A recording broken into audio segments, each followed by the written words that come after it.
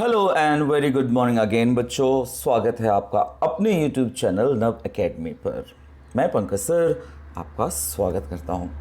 बच्चों, जैसा कि हम सर्कल चैप्टर स्टार्ट कर चुके थे, हम 3.3 तक कंप्लीट कर चुके हैं। अब यह है बारी नंबर 3.4 की। आप जानते हैं कि मार्च 2021 के लिए 3.5 है ओमिटेड, यानी आपके लिए होने वाला है ये आखिरी प्रैक्टिस सेट 3.4 के बेसिक्स का वीडियो बच्चों मैंने अलग से डाला हुआ है। Please go through it. Subscription में मैं नीचे डिस्क्रिप्शन में मैं आपको वो लिंक भी प्रोवाइड कर दूंगा। Please go through it, try to understand कि इंस्क्राइब्ड क्या होता है, वो सब क्या होता है, बिकॉज उसके बिना आपके ये समझना थोड़ा सा मुश्किल होगा। चलिए हम शुरुआत कर लेते हैं। इसमें टोटल 8 क्वेश्चन हैं। Let's begin with the first one. In a circle with center O, length of chord AB is equal to the radius of the circle. चलो भैया, पहले इसका मतलब क्या हुआ। कॉर्ड AB जो है वो रेडियस के इक्वल है। इसका मतलब ये बन गया इक्विलैटरल ट्रायंगल। तो ये हो गया 60। अगर बच्चों ये हो गया 60 तो ये होगा उसका हाफ, यानी कि 30। ये 30 है तो ये होगा उसका डबल 60, या ये कह सकते हो कि जो आर्क ए बी होगा वो अपने सेंट्रल एंगल को इक्वल होता है। So this will B 60। Question में आर्क ए सी बी भी पूछ रहा है, तो ए सी बी का मतलब होगा, देखिए टोटल होता है 360, मतलब ए बी और ए सी बी को ऐड करने पर आता है 360। उसमें से ये अकेले 60 है तो ये आ जाएगा 360 माइनस 60 300। तो ये हो गया इस पूरे फिगर का खूबसूरत सा एनालाइजेशन। अब आपके पास हर एक आंसर रेडी है बच्चों। तो सबसे पहले ए ओ बी ही पूछा है, तो बच्चों वो ए ओ बी किससे मिलने वाला है? With the help of equilateral triangle. Let's do that फटाफट। Number 1, segment O A is equal to O B because they are the radii. Segment A B is also given that it is radius. So इसका मतलब तीनों हो गए equal. It means it is an equilateral triangle and hence triangle AOB is 60 degree. So first question is answered. Second, ACB. तो भैया as per the inscribed angle theorem, देखिए ACB को हम inscribed angle कहते हैं। ये किसके अंदर inscribed है? ACB के अंदर है। तो inscribed angle theorem कहता है कि वो अपने opposite यानी कि जो subtended arc है उसके central angle का हाफ होता है। जो आर्क ए बी है वो ए सी बी सबटेंड करता है और ये सेंट्रल एंगल सबटेंड करता है। तो प्रॉपर्टी कहता है कि ये जो इंस्क्राइब्ड एंगल होगा ये इस सेंट्रल एंगल का हाफ होगा। सो हाफ ऑफ 60, सो 2 से कट हो जाएगा बच्चों, it will be 30 degree. So therefore this is 30 degree. Second is done. Third, arc A B. So भैया जैसा हमने पता लगा लिया था, जो आर्क होता है वो अपने सेंट्रल एंगल को इक्वल का होता है। So A B is simply angle A O B, because major of minor arc का ये डेफिनेशन है। So 60 degree. Third is answered. Fourth, A C B. So arc A C B मतलब बच्चों ये बड़ा वाला major arc. Major arc is always sum, मतलब देखिए पूरे सर्कल का सम होता है 360 as we know it.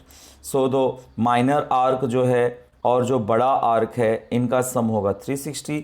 So therefore arc A C B is 360 minus arc A B means 60 minus करेंगे आ जाएगा 300।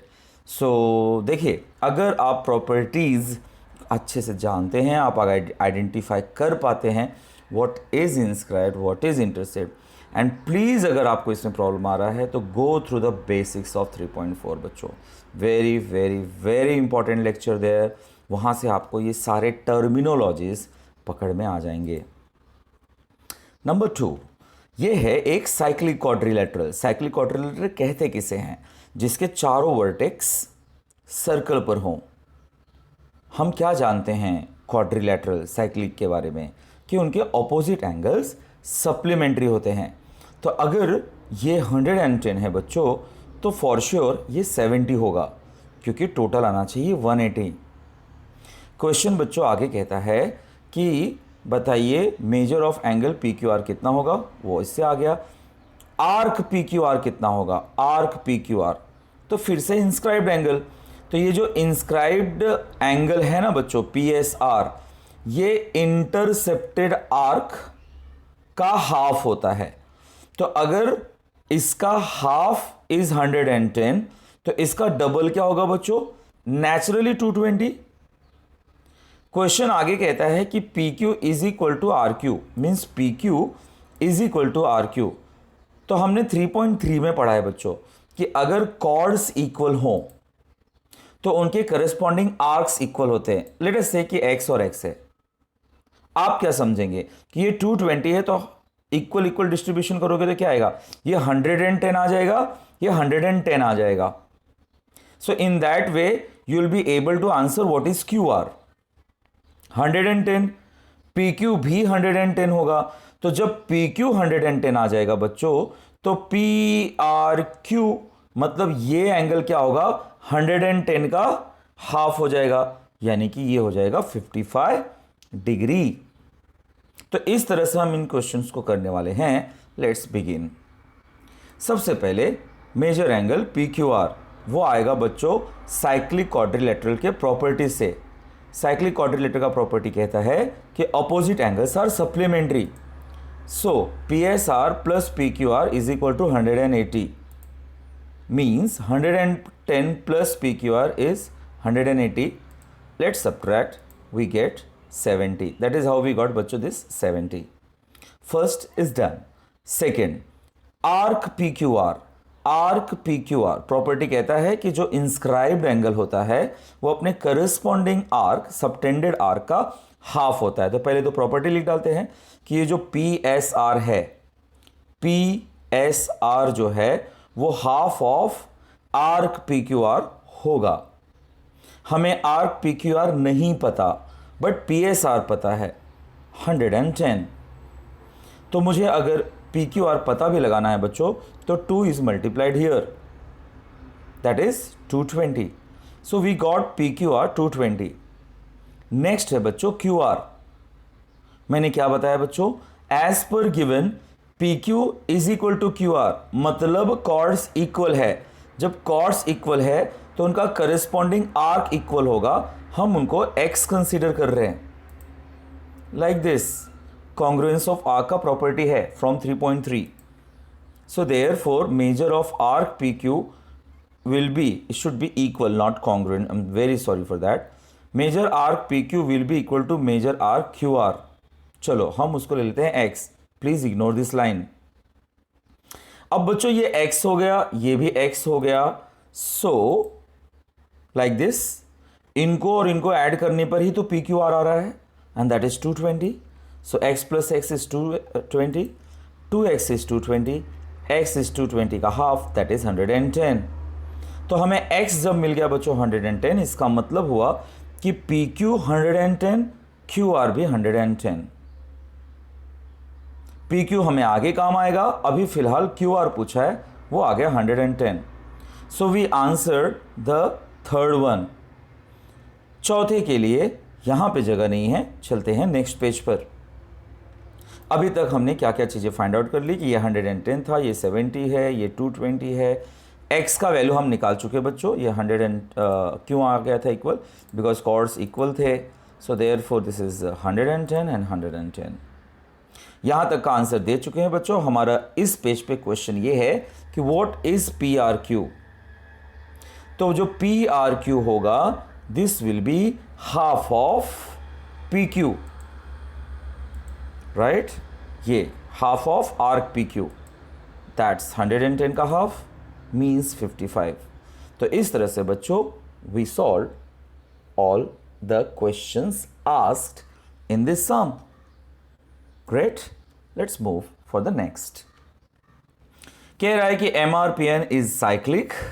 Great, cyclic है मतलब कुछ इस तरह का होगा। इसके चारों वर्टेक्स होने चाहिए सर्कल पर। वो कह रहा है कि R जो है वो है 5x - 13, N जो है वो है 4x + 4। तो बताइए कि what is R and what is N। तो बच्चों जैसा कि मैंने अभी थोड़ी देर पहले बताया कि साइक्लिक क्वाड्रिलेटरल में ऑपोजिट एंगल्स आर सप्लीमेंट्री। तो पहले चलो सप्लीमेंट्री के हेल्प से will find the value of x। It's very very very easy question बच्चों। तो साइक्लिक क्वाड्रिलेटरल है तो r प्लस n होगा 180, वैल्यूज पुट अप कर दिया। 5 + 4 = 9, -13 + 4 = -9।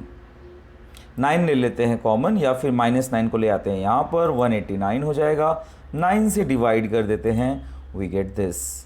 तो x का वैल्यू आ गया बच्चों।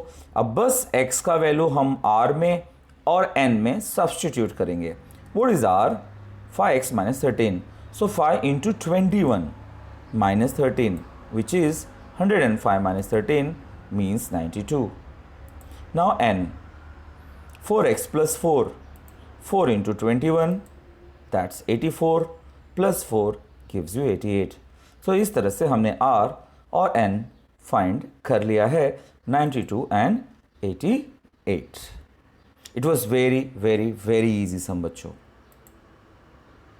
फोर्थ इंटरेस्टिंग क्वेश्चन, बड़े काम का क्वेश्चन है, कॉन्सेप्चुअल क्वेश्चन है बच्चों।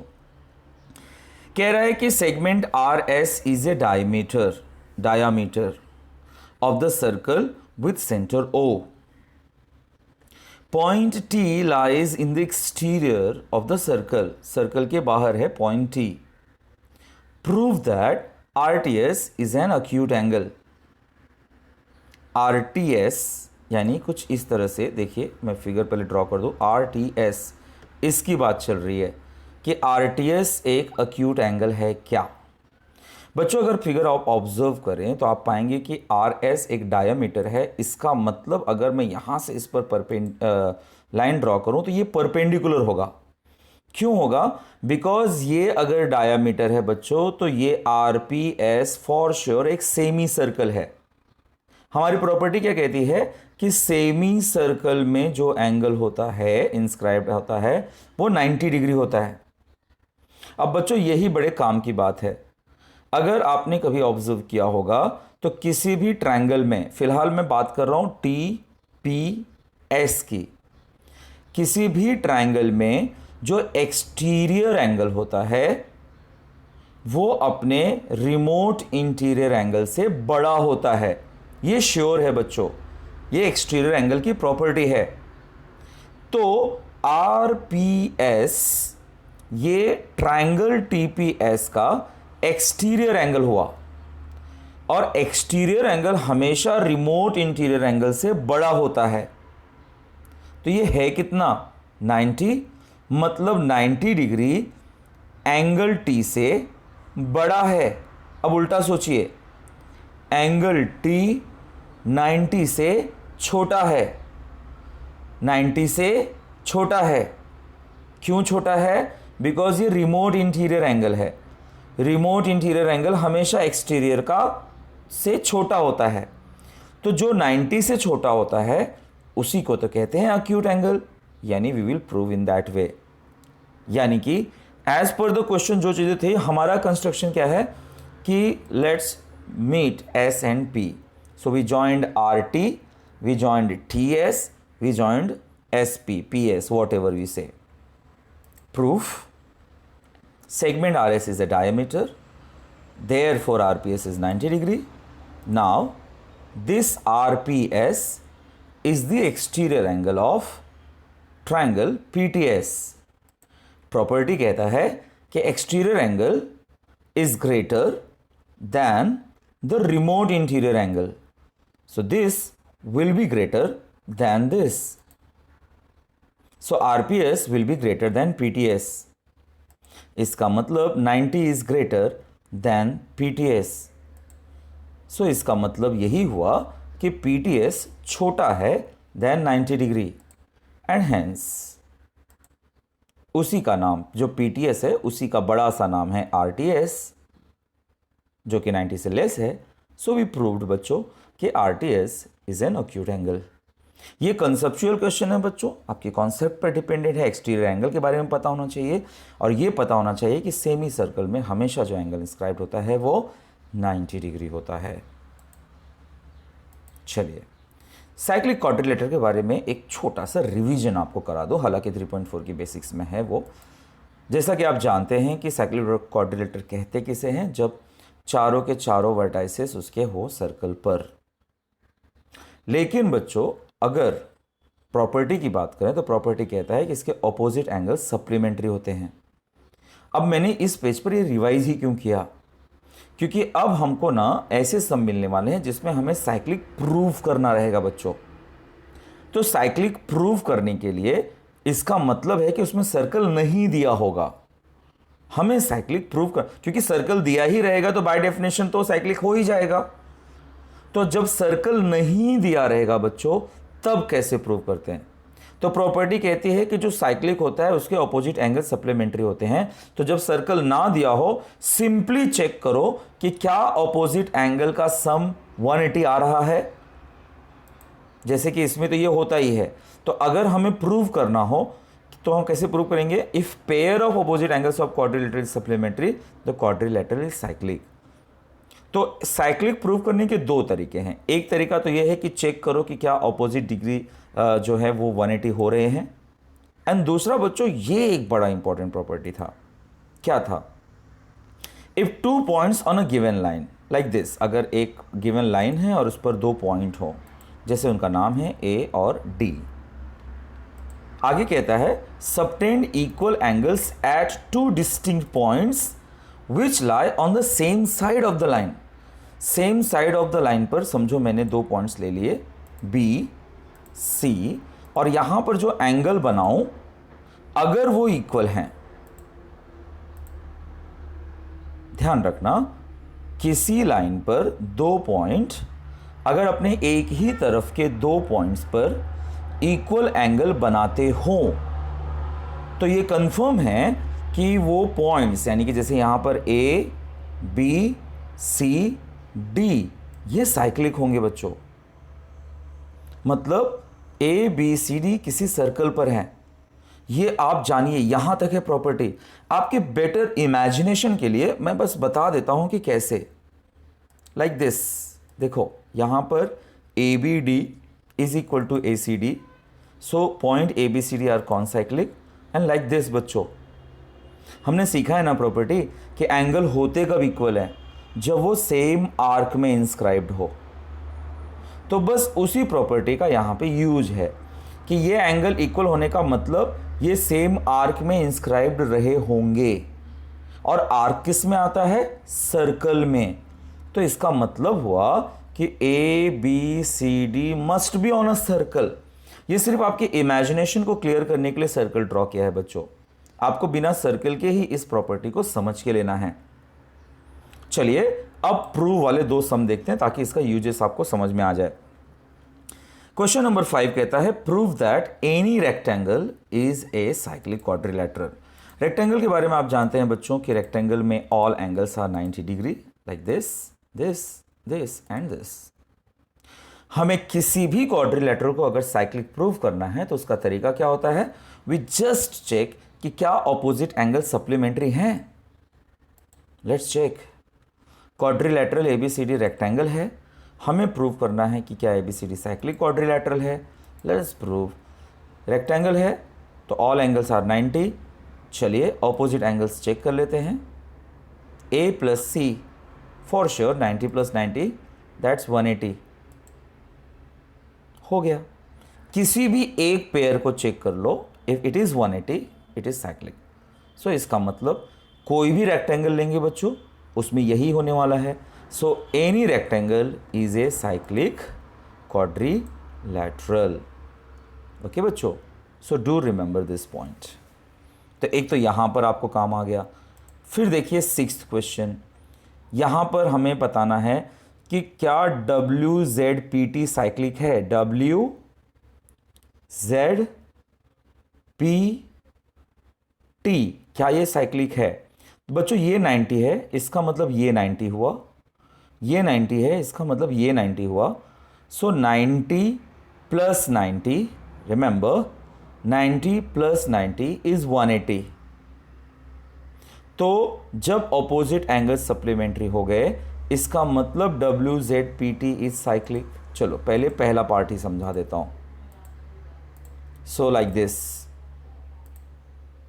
we added, we get 180 done.